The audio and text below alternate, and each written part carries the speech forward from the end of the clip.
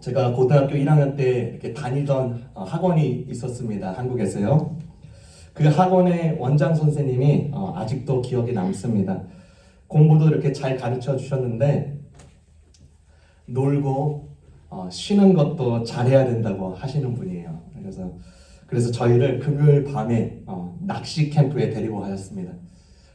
금요일 밤에 가서 늦게까지 낚시하고 그 다음에 토요일 날 새벽에 돌아오는 겁니다. 저는 그때 민물 낚시를 처음으로 해봤습니다. 대충 배운 뒤에 시도를 했는데 생각보다 너무나 안 되는 거예요. 초보 낚시자들이 다 겪는 현상이죠. 몸이 베기고 몸을 막 이렇게 꼬고 왜 이렇게 안 잡히냐 투덜거리는 거. 선생님은 저기서 너무나도 잘 잡고 있는데 나는 왜 안 될까? 중간중간 이렇게 확인한다고 낚싯대를 계속 들었다 놨다 들었다 놨다. 진짜 초보인 거죠, 완전히. 드디어 3시간 만에 입질이 딱 온 게 딱 보이는 거예요. 너 잘 걸렸다 그래가지고 힘껏 들어 올렸는데 낚싯줄에 걸린 이 허공에서 움직이는 고기 덩어리는 겨우 5cm만한 요만한 피쉬였어요. 옆에서 친구들이 그걸 보면서 엄청 약 올립니다. 3시간을 투자했는데 먹지도 못하는 핏덩어리가 나오니까 너무나 화가 나서 낚싯대에서 그것을 뽑아내고 물가에 확 세게 던져버렸습니다. 식사를 위한 식탁에도 어울리지 않을 뿐더러 저에게는 그냥 헛된 물고기였습니다. 그때 이후로 낚시를 접었습니다. 오늘 본문에요, 예수님께서 하나님 나라를 설명하시면서 낚시와 비슷한 이야기를 하십니다. 그물 낚시입니다. 그물 낚시. 본문에 담겨진 이 3가지의 요점을 가지고 여러분과 함께 나누고 싶습니다. 첫 번째는 하나님 나라의 포괄성에 대해서 이야기해주고 있습니다. 47절을 보겠습니다. 또 하늘 나라는 바다의 그물에 던져서 온갖 고기를 잡아 올리는 것과 같다. 여러분, 제가 그때 낚시를 했을 때 순간 기대했던 것이 있었습니다. 제 낚싯대에 걸릴 물고기는 적어도 제 팔뚝만한 물고기가 잡힐 거야. 그런 기대가 있었습니다. 하지만 전혀 의도하지 않는 물고기가 제 낚싯대에 당당하게 걸린 것이죠. 여러분, 모두 그렇습니다. 사람이 강가에 던진 낚시에는 자기가 의도한 바가 있지만 의도되지 않는 그 물고기들이 잡힐 때가 많습니다. 오늘 말씀은요, 사실 우리의 마음을 정말로 불편하게 하는 말씀일 수 있습니다. 예수님은 하나님의 나라를 큰 그물에 비유하셨습니다. 마치 어부가 바다에 그물을 던져서 내가 의도한 물고기만 잡으면 좋겠는데 결코 그럴 수 없는 것입니다. 오늘 본문에 나오는 이 그물은요, 그때 당시에 갈릴리 바다에 흔히 사용되었던 끄는 그물이었어요. 끄는 그물. 여러분 잘 아시죠? 넓은 반원 형태를 이렇게 유지하면서 배 양쪽에 그물을 걸어놓고 이렇게 밑바닥을 훑으면서 이렇게 쫙 배가 이렇게 가면서 그냥 끌면서 그 안에 다 걸려버려라, 이런 그물을 끄는 그물이었습니다. 그물에 걸리는 것은요, 좋은 물고기든 먹지 못하던 물고기든 심지어 진흙이나 쓰레기까지도 가리지 않고 다 잡아 걸리는 것입니다. 이때 당시에 사람들이 농업이나 어업에 종사하는 경우가 많았죠. 그래서 예수님은 하나님 나라를 설명하시면서 그물로 비유하시며 그들이 조금 더 실질적이고 정확하게 알 수 있도록 이렇게 가르쳐 주신 것입니다. 지금 너희들이 이렇게 사용하고 있는 큰 끄는 그물 있지? 그게 하나님 나라다. 하나님 나라의 포괄성을 말해주고 있는 것입니다. 이 그물은요, 특정 고기만을 감추지 않습니다. 모든 종류의 물고기를 잡듯이 예수님의 복음은 모든 사람에게 열려 있습니다. 우리가 어떤 배경을 가졌던, 이민을 온 사람이건 아니건, 어떤 죄를 지었건 주님은 우리를 당신의 나라로 초청하시고 끌고 가시고 계시는 것입니다. 하나님 나라의 에이전트 역할을 하는 교회를 보세요. 이 땅에서 많은 교회들이 다양한 이들을 품고 있습니다. 겉으로 보기에는 구원받은 의인처럼 보이는 사람들도 있을 것이고, 여전히 아직 죄의 영향력 가운데 있는 사람들이 한데 섞여 있어서 함께 예배하고 신앙생활하는 곳이 바로 지금의 교회인 것입니다. 성격이 개상한 자도 있어요. 성격이 좋은 자도 있습니다. 이기적인 사람도 있을 거요. 밋밋한 사람도 있을 것이고요. 예수님에 대해서 회의를 품은 채 앉아있는 사람도 있을 것이고, 깊은 신앙인도 있을 것이고, 과거에 완전히 짓눌려버린 사람도 있을 것이고, 평범한 사람도 있을 것이고, 사기를 당했던 자도 있을 것이고, 사기를 여전히 치는 사람도 있을 것이고, 별의별 사람들이 다 있습니다. 예수님이 치신 큰 그물 안에 있는 겁니다. 예수님의 제자들은 그 말을 듣자마자 제대로 이해했을 것입니다. 왜냐하면 예수님께서 그분의 제자들을 부르실 때 정말 다양한 자들을 부르셨거든요. 정치적인 색채가 다 달랐어요. 직업군이 다 달랐습니다. 성격도 다 달랐어요. 예수님은 그 큰 그물에 특정 물고기만 잡는 것이 아니라 심지어 예수님의 제자들 중에서도 A와 B가 너무나도 사이가 안 좋은데 맞지 않는 경우도 있는데 모두를 동시에 부르셨습니다. 전혀 어울리지도 않는데 그렇게 하셨어요. 그래서 오늘날 우리가 교회에 속하게 되면 사람과 사람이 상대하기 때문에 반드시 이런 질문을 가질 수밖에 없습니다. 교회 안에 위선자들이 있는데 어떻게 믿음을 지켜나갈 수 있을 것인가? 저 사람은 믿음이 있다고 하는데 왜 저럴까? 이런 질문을 가질 수 있습니다.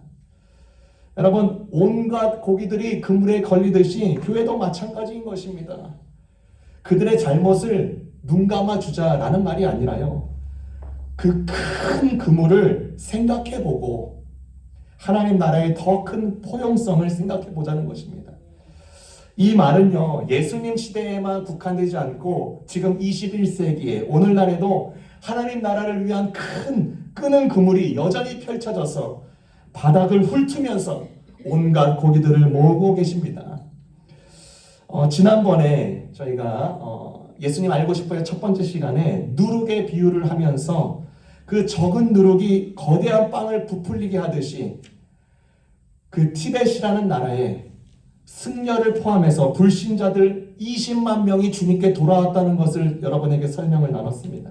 하나님의 거대한 그물 사역인 것입니다. 책에 내려놓음이라는 책, 베스트셀러인데 그 이용규 선교사님이 쓴 책에 그분이 선교 사역을 하면서 선교 때 겪었던 이야기를 나누고 있습니다. 이분이 뭘 나눠주셨냐면 아랍에미리트나 사우디아라비아에는요 크리스찬 청정구역이에요. 크리스찬 프리 에리어. 이게 무슨 말이냐면 크리스찬이 없는 거예요. 크리스찬이 없는 거예요. 몇십 년 전만 해도요 크리스찬이 0.01%도 안 됐습니다. 그런데 두바이가 확장이 되고 건설되고 도시를 확장하면서 이야기가 달라집니다. 국제학교가 설립이 되어 해외 이주 노동자들이 그곳에 몰리기 시작합니다. 그러면서 하나님을 믿는 사람들이 직업상 그 직업 때문에 그곳에 머물게 됩니다. 살게 돼요. 이주하게 됩니다. 그러면서 많은 필리핀 사람들이 그곳에 정착해서 살게 되는데 발 마사지를 하는 직업군들이었어요. 이분들이 발 마사지를 손님들을 해주면서 무슨 얘기를 하냐? 발 마사지 하면서 이야기 많이 하잖아요. 예수님을 전하는 거예요. 자기가 믿는 바를 전합니다. 국제학교에서도 마찬가지입니다. 그러면서 평생에 한 번도 예수님에 대해서 들어보지 못한 자들이 예수님을 듣게 되면서 예수님을 믿게 되는 사례가 급등하기 시작합니다. 실제로요, 아랍이나 지금 사우디아라비아는요, 정말로 그 퍼센테이지가요, 그 급등하는 그 퍼센테이지가 너무나도 올라가고 있습니다. 놀라울 정도예요. 달라스의 어느 교회에서는요, 이게 자원봉사 시스템을 두어가지고 미국으로 유학 온 학생들을 가르쳐주고 도와주고 서포트해주는 자원봉사를 하기도 합니다. 이 달라스에 어떤 그 민족들이, 어떤 인종들이 와서 살기 시작하냐면 부탄 사람입니다. 부탄 사람. 부탄이라는 나라는요, 한 선교사가 그 부탄이라는 나라에 가서 자기 인생을 완전히 다 소진하고 갈아 넣고서라도 복음이 들어가기도 너무나도 힘들고 그만큼 진입장벽이 너무나도 높은 나라예요. 그런데 반대로 부탄 사람들이 미국 땅에 와서 공부하고 부탄에 있으면서 단 한 번도 예수님에 대해서 들어보지 못한 상황인데 오히려 미국에서 듣고 자라고 있으면서 이 부탄 학생들이 예수님을 믿기 시작하고요. 주일 예배 때 찬양팀을 만들어서 찬양을 올려드려요. 하나님 나라는 이렇게 실제적이고 하나님 나라의 이 그물 사역은 온갖 시대를 걸쳐서 온갖 방법으로 온갖 사람들을 모으고 계시는 것이에요. 꼭 선교지에만 그런 것이 아닙니다. 이곳 리치몬드에서도, 그렇죠? 이 리치몬드에서도 반드시 이 하나님의 그물 사역은 계속되는 것입니다. 온갖 많은 자들을 모시고 계십니다. 기가 막힌 신비고 은혜인 것입니다. 여러분과 두 번째 나누고 싶은 것은 좋은 물고기냐 나쁜 물고기냐 마지막에 분류는 반드시 있다는 것입니다. 48절부터 50절까지 제가 읽도록 하겠습니다. 그물이 가득 차면 해변에 끌어올려 놓고 앉아서 좋은 것들은 그릇에 담고 나쁜 것들은 내버린다. 세상 끝날에도 이렇게 할 것이다. 천사들이 와서 의인들 사이에서 악한 자들을 가려내서 그들을 불 아궁이에 쳐넣을 것이니 그들은 거기서 울며 이를 갈 것이다. 여러분, 어부들이요 그 끄는 그물을 평생 그 바다에 머물게 할 수는 없는 것입니다. 그렇죠? 물고기가 가득 차게 됩니다. 그러면 해변으로 끌고 올라와서 어부들은 앉아서 좋은 것과 나쁜 것을 분류하기 시작합니다. 이 분류 작업은 하나님의 기준에 의해서 합당한 것인가 아닌가 문제로 연결되는 것입니다. 이 분류 작업에서 제외되는 항목은 아무것도 없는 것입니다. 하나님의 심판은 특정 민족이나 집단에 국한되지 않고 모든 인류에게 보편적으로 임할 것임을 강조하고 있습니다. 여러분, 이 부분을 볼 때마다 많은 사람들이 의심쩍어하고 못 믿어하고 의도적으로 외면하는 부분이 아닐까 생각이 됩니다. 천국과 지옥인 것입니다. 많은 사람들이 혹은 믿는 자들 가운데서도 죽으면 끝이 아닌가라고 말하는 사람들이 있습니다. 다시 말해서 소멸론을 이야기하는 거예요. 소멸. 인간이 죽으면 그냥 소멸되는 것이지 라고 말합니다. 그러나 여러분, 소멸론이 맞다면 예수님께서 굳이 지금 이 어부들의 분류하여서 골라내는 작업을 이야기할 필요가 전혀 없는 것입니다. 그물에 걸려서 평생 살다가 없어지는 것이 아니라 히브리서 말씀대로 사람이 죽는 것은 한번 정해진 것이요 그 이후에는 심판이 있다라는 것을 말씀하셨습니다. 좋은 물고기와 나쁜 물고기 분류하는 때가 심판의 과정인 것입니다. 현대 교회들에게 주는 아주 강력한 도전적인 말씀이죠. 천사들이 와서 의인 중에서 악인을 갈라낸다고 했습니다. 즉 악인들이 의인들 한가운데 섞여 있는 것입니다. 그렇죠? 섞여 있어요. 한 그물 안에 있는 것입니다. 이는 늑대들이 양들 가운데 섞여 있는 것과 같고 예수님이 다른 본문에서 얘기한 밀과 가라지의 그 비유, 섞여 있는 것과 똑같은 이치인 것입니다. 우리는 교회에 속해 있다는 그 사실만으로 혹은 신앙의 고백을 했고 내가 찬양을 했다는 이유로 자동적으로 좋은 물고기로 분류될 것이라는 안일한 생각을 버려야 되는 것입니다. 교회의 그물은요 모든 종류의 사람들을 잡아내지만 그 그물 안에 있다는 사실 자체가 구원을 보장하는 것은 아닌 것입니다. 은혜의 바다는 그렇죠. 굉장히 넓습니다. 그 가운데 펼쳐진 하나님의 그물은 정말로 거대하지만 심판의 그물코는 나의 그리고 여러분의 모든 인류의 모든 것을 드러낼 것입니다. 우리는 모두 그물 안에 있지만 중요한 것은 그물에 걸린 무엇이 아니라 그 사람이 누구인가라는 것입니다.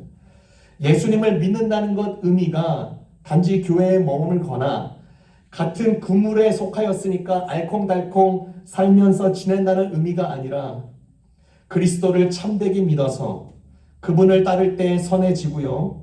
그리스도의 정신을 거부하고 내 자신의 의견과 주장과 내 자신의 믿는 신념을 더 확고하게 쌓아갈 때야말로 나빠지고 악해져 가는 것을 받아들여야 된다는 것입니다. 천국과 지옥에 대해서 예수님은 아주 정확한 비유를 통해서 말씀해 주셨습니다. 오늘날 많은 사람들이 그리스도를 큰 헌신과 사랑을 다해서 섬겨야 되는 이 절박함, 이 갈망을, 이 배고픔을 느끼지 못하는 이유가 무엇일까? 많은 이유가 있겠지만 그중 하나는 지옥이 실제로 우리에게 위험하다고 믿지 않기 때문인 것입니다. 혹은 천국에 대한 매력도가 우리 생각에는 기준치를 넘지 않기 때문에 그렇게 할 수도 있습니다. 예를 들어서 천국을 생각해 볼 때, 따분할 것 같아. 뭐 맨날 찬송할 것 같아. 맨날 기도할 것 같아. 그냥 동화처럼 그냥 아름답네. 이런 건 아닌가? 그냥 짐작해 버리는 경우가 많습니다. 과연 그럴까? 저희가 지난 주일날 가족 수련회를 갔다 왔습니다. 산도 있고 강도 있고 머문 장소가 너무나도 좋았습니다. 캠프파이어도 하고 레크레이션도 하고 큰 홀에서 과일도 먹고 서바이벌 게임도 하고 진지한 나문도 하고 그렇죠. 모든 게 너무 좋았어요. 그래서 어떤 분은 너무 좋아서 많이 웃을 수 있어서 자기의 수명이 1년 늘어난 것 같다라고 했습니다. 그 말을 들으니까 제가 너무 더 좋았어요. 여러분, 천국은 우리가 상상할 수 없는 곳이지만 저는 그곳에 있으면서 천국은 여기보다 몇십만 배, 몇천만 배 더 좋은 곳이겠지라는 그런 생각이 들었습니다. 어느 신학자가요, 천국에 대해서 그런 표현을 했습니다. 우리가 신나하고 이 세상에서 아주 신나하고 기뻐하고 감사하고 그런 곳과 풍경, 운치 그런 곳, 예를 들어서 뭐 작게 비교하자면 로키 산맥, 그랜드 캐년, 백두산, 모든 크루즈의 프로그램, 모든 콘서트, 모든 유희들, 그런 것을 비하면, 천국에 비하면 정말 아무것도 아닐 것이다. 그렇게 말한 게 있어요. 여러분, 시시한 하나님이 아니시라면, 그렇죠? 하나님이 시시하지 않으시다면 시시한 천국은 절대로 상상할 수 없는 것입니다. 천국과 지옥에 대한 이 막연한 그림, 우리의 머리로는 상상이 도저히 안 되지만 예수님께서 분명히 말씀하신 이 부분, 그렇죠? 그물이 가득 찰 때에는 해변가에 와서 그물 분류 작업을 한다. 여기에 제외되는 자는 단 한 명도 없다고 선언하셨습니다. 지난 몇십 년 동안에 이 미국과 유럽에 여론조사를 했습니다. 전체 미국인의 약 84%가요 죽음 이후의 삶을 믿습니다. 82%는 천국을 믿어요. 그러나 불의한 자에게 벌을 주는 이 지옥이 의식적으로 계속 존재한다고 믿는 사람들은 69%에 불과합니다. 84%나 믿는데 이 지옥이라는 부분에 대해서는 퍼센테이지가 확 떨어지는 거예요. 그리고 직접 자신이 지옥에 갈 것이라고 믿는 사람은 거의 없습니다. 하나님의 심판의 시간에 이 그물에 걸릴 때 누가 좋은 물고기고 누가 나쁜 물고기인가? 나는 참된 믿음으로 살아가고 있는가? 아니면 그저 그물의 일부분이 좋으니까 여기서 그냥 잘 살고 있네 라는 것에 만족하고 있는가? 진지하게 우리에게 도전하고 있는 것입니다. 하나님께서 인정하시는 좋은 물고기는, 의인은 하나님의 자비에 의존하는 자들입니다. 의인은 늘 자신의 부족함을 깨닫고요. 내 자신은 내 스스로를 절대 구원할 수 없어 라고 깨닫고 받아들이고 하나님의 영원하신 은혜와 자비를 구하고 의존하는 사람들입니다. 하나님의 명령에 어떻게든 순종하려고 하고 몸부림치고 그 방향의 결을 내 삶의 방향의 결과 맞춰서 가는 자들입니다. 그런데 악인은 성품이 악하고 지랄 같아서 그런 자들이 악인이 아닌 것입니다. 하나님의 자비는 내 눈에서 그냥 다 지워버리고 자기 스스로 자기를 걸린 인생, 내 인생 내가 스스로 건지는 거지라고 믿고 하나님의 명령과 그 선언에 대해서 참된 순종과 참된 회개를 버린 사람들이 악인인 것입니다. 놀랍게도 49절에서부터 50절을 보면요, 지옥 심판의 초점은 이 악인들에게 맞춰져 있습니다. 그렇죠? 악인들의 그 부연 설명을 더 하고 있습니다. 이는 지옥의 실제와 그 고통이 얼마나 비극적인지를 강조하기 위해서 덧붙여진 것입니다. 신학자 스프라울이라는 사람이 이런 말을 했습니다. 예수님께서 지옥에 대해서 자주 이야기하셨다면 교회도 지옥에 관한 개념을 진지하게 받아들여야만 한다. 그렇죠? 정확한 스테이트먼트입니다. 현대인들은요, 지옥이라는 이 단어를 들으면 알러지 반응을 일으킵니다. 미온적인 태도를 취합니다. 됐어. 그러나 이 비유는 지옥이 실화가 아니라 동화가 아니라 하나님의 관계를 거부하고 자신만을 고집한 영혼들이 피할 수 없는 궁극적인 고통임을 경고하고 있는 것입니다. 여러분과 마지막으로 이제 세 번째 나누고 싶은 것은 그럼 나는 지금 어떤 물고기인가 자문해 보자는 것입니다. 믿음의 성도 여러분, 오늘 말씀을 통해서 우리에게 중요한 질문을 계속 던져주고 있죠. 나는 지금 어떤 물고기인가? 나는 마지막 날에 그 분류 작업에 좋은 물고기로 분류될 것인가? 아니면 못된 물고기로 분류될 것인가? 이렇게 질문하고 있습니다. 이 질문은 우리에게 단순히 두려움을 주려고 하는 질문이 아닌 것입니다. 오히려 내 자신을 지금 돌이켜보고 다시금 온전한 신앙을 위해서 활력을 얻을 기회를 우리에게 제공하게 해주고 있는 것입니다. 이 비유는요, 우리에게 최종 심판에 대한 두려움과 소망의 관계를 바로 잡을 수 있도록 경각해 주고 있습니다. 여러분, 심판이라는 얘기를 할 때, 하나님의 심판 들을 때 우리에게 두려움만 주는 것이 아닙니다. 그리고 하나님의 심판 들을 때 우리에게 소망만을 주는 것은 아닙니다. 이 두 가지 모두가 들어있는 것입니다. 다윗은요, 밧세바를 통간한 후에 하나님의 심판이 공의롭다고 선언함과 동시에 하나님의 자비를 엄청나게 구했습니다. 용서를 구했습니다. 그러면서 그 용서에 대한 소망을 기댔습니다. 남아공 대통령인 넬슨 만델라, 유명하신 분이죠. 그분이 27년간 감옥 생활을 했습니다. 그러면서 이런 말을 했어요. 언젠가 나는 심판을 받을 것이다 라고 그런 생각이 들었는데, 동시에 그러나 정의는 결국 승리할 것이다 라는 소망을 동시에 품었습니다. 그리고 나서 회고록에서 그는 두려움은 나를 더욱 겸손하게 했고 소망은 나를 더욱더 전진하게 했다라고 썼습니다. 여러분, 학생들을 가르치는 교육자의 입장에서도 마찬가지입니다. 두려움과 소망이 동시에 있습니다. 고등학생들을 가르치는 이 교육자는 이렇게 생각합니다. 학생들을 가르치면서 내가 이 학생들에게 인생에 어떤 영향을 미쳤는가를 생각합니다. 그러면서 내가 잘못 가르친 건 아닌가라는 두려움이 있습니다. 혹은 내가 선한 영향을 주었을 거야 라는 이 소망이 동시에 있습니다. 그러니까 이러한 긴장감은요, 그 선생님으로 하여금, 교육자로 하여금 참된 교육자로 더욱더 만들고 있는 것입니다. 그래서 오늘 이 본문은 너무나도 냉정한 장면인지도 몰라도 우리에게 참된 긴장감을 주어서 올바른 성도의 삶을 계속 살아갈 수 있도록 도와주는 소망의 메시지가 되는 것입니다.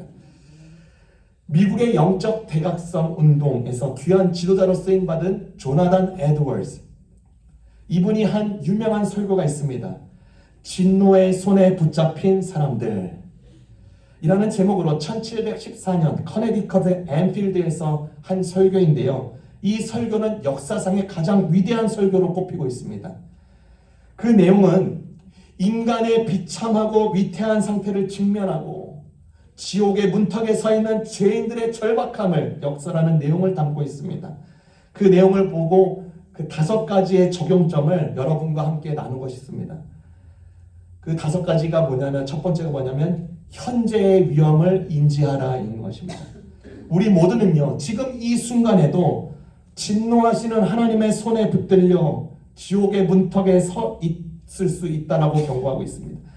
내 건강이나 내 노력이 절대로 당신을 구원하지 못합니다라고 말해주고 있습니다. 두 번째로 뭐냐? 하나님의 자비를 구하라. 지금은요, 여전히 아직 하나님의 자비의 문이 열려있는 때인 것입니다. 그리스도를 통해서 구원받을 수 있는 기회가 있으니 이를 놓치지 마십시오라고 촉구하고 있습니다. 세 번째는 뭐냐면 젊은이와 노인들에게 촉구하는 내용입니다. 젊은이들은 젊은이의 그 허영심을 버리고 그리스도께 나아오고, 노인들은 지나온 세월의 죄악을 회개해야 합니다. 어린이들 역시 마귀의 자녀가 아닌 하나님의 자녀가 되기를 힘써야 됩니다 라고 했습니다. 네 번째로 뭐냐면 이 시대에 특별한 기회를 선포했습니다. 많은 사람들이 그리스도께로 나오는 은혜에 따르는 것입니다. 이 기회를 소홀히 하면, 계속 소홀히 하고 무시하게 되면 이 마음이 돌덩어리처럼 보여내서 더욱더 강팍해지고 그 구원의 기회를 절대로 잡을 수 없을 것이다. 마지막으로 적용이 무엇입니까? 소돔에서 도망하십시오. 죄악의 길에 있다면 그곳에 빨리 벗어나 생명을 구원하기 위해서 즉시 피난처인 그리스도께로 피하십시오. 조나단 에드워즈가 소개했던 설계의 그 적용점입니다. 여러분, 다른 사람들을 평가할 필요가 없는 것입니다. 그냥 내 자신을 정말로 주님 앞에서 바로 보시려고 하는 것입니다. 내 삶에서 못된 물고기로 분류될 만한, 즉 하나님과의 관계를 가로막는 습관이나 태도는 나에게 무엇이 있는가? 내 신앙은 감정 중심으로 이루어진 건지 아니면 실제로 조금씩 변화되고 있는 삶의 중심인지 늘 돌아봐야 됩니다. 또는 나는 신앙의 길을 가면서도 예수님을 점점 뜨겁게 사랑하려고 하는가? 그 사랑을 노래하는가? 물어볼 수 있습니다. 여전히 내가 놓지 못하는 그 딱딱한 자아나 죄된 고집은 무엇인가? 오늘 하루, 그렇죠? 오늘 하루 저와 여러분이 하나님의 자비에 의존하면서 그분의 말씀을 순종하는 좋은 물고기로서 어떤 삶을 살기로 원하는지 우리가 물어보십시다. 혹은 우리들 중에 지옥이라는 불편한 진실을 외면하면서 살아가고 있지는 않은지 우리 자신을 반드시 점검해서 회개하십시다. 이 비유가 우리에게 주는 경고가 무엇이며 어떻게 반응하시겠습니까? 기도하겠습니다. 주님 감사합니다. 예수님